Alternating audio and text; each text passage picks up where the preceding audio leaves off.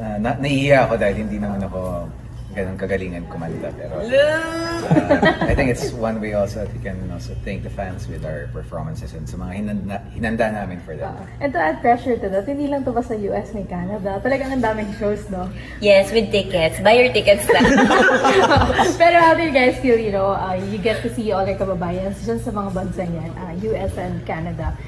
And you're bringing peace of home to them. Ano lang yung pakiramdam na nabibigay natin yung sa ating mga kapamilya?